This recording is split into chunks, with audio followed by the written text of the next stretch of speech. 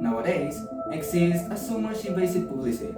You see delicious food in so many places and media.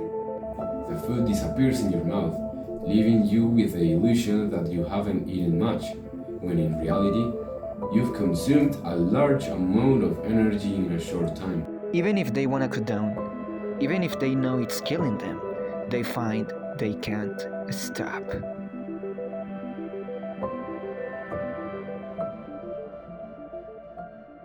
Hi, I am Johnny Sins, Doctor of Envy, with 20 years of experience in the food industry and investigator of the principal cause of public health problems in terms of nutritional well-being and eating disorders in Colombia. We have created a discriminatory society. People usually assume that a person with overweight is guilty of their one condition. It's basically their fault and problem of lack of willpower. According to data from the Global Nutrition Report, in Colombia, the percentage of people of different ages, men and women, who suffer from obesity or overweight has been increasing since the beginning of this century.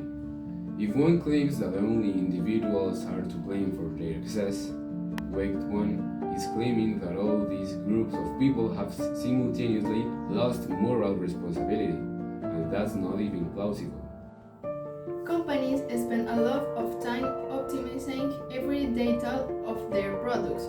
Each one passes through several strict and rigorous tests made by experts to guarantee the quality of the food or snack that must be also better than the competitors. Is it hard? Is it soft? Is this crunchy? This is how the food industry actually operates.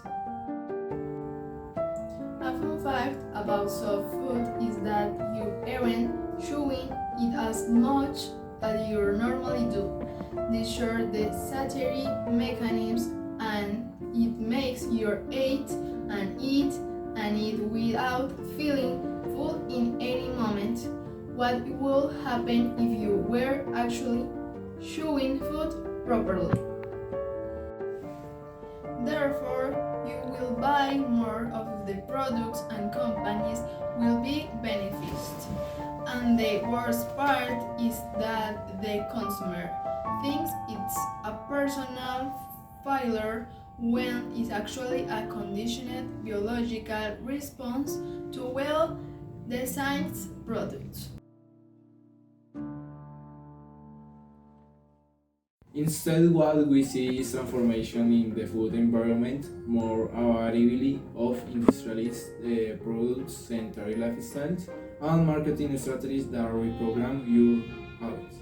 So this food is incredibly soft, maybe it's a bit crunchy, but it doesn't put so much resistance for your teeth. You think it's like a snack, but in the terms of calories per grain. It has more calories than even very pizza calories that you consume very quickly with you aim realizing it.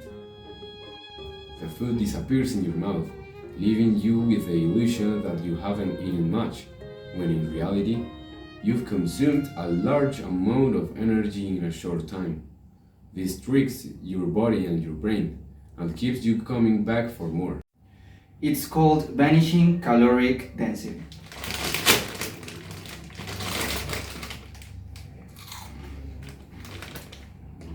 It's not only about what we do to the food, it's also about logos, marketing, and so on. Nowadays, exists so much invasive publicity.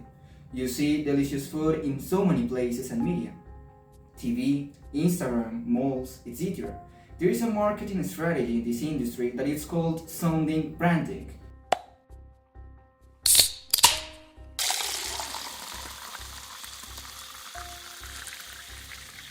What you don't know is that sound engineers and manufacturers worked very hard to get that sound just right for making the product even more attractive. As you can see, the companies and factories think about every detail in order to make us buy the hook. From the color of the packaging to the jingle in the commercial, every detail is carefully crafted to seduce the consumer. It wasn't just increasing supply, it was a scientific optimization of food to make it hyper palatable, triggering pleasure centers in the brain, similar to what drugs do.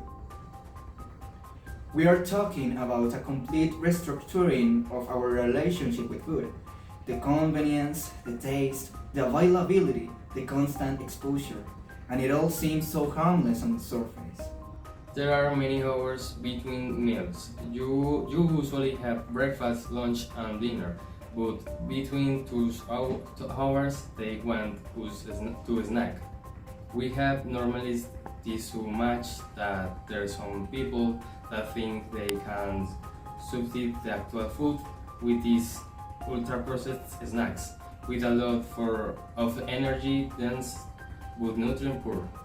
It's not minimally processed foods like fruits or vegetables or lean meats. It's really processed foods. It's chocolate, it's ice cream, it's pizza. Every mentioned factor plays a crucial role in order to make us eat in a compulsive way and trigger an addictive response. Even if they wanna cut down, even if they know it's killing them, they think they can stop, because it's not just about willpower, it's about how deeply the systems has motivated their instincts, behavior, and biology. And what do we do as a society? We do judge them, we stigmatize obesity, we make fun of people's bodies, and we forget to ask, what kind of system are we living in that makes it so difficult to be healthy? We also need to consider that, for example, we give children candies a reward, we bond over sugary desserts, we celebrate birthdays with processed cakes.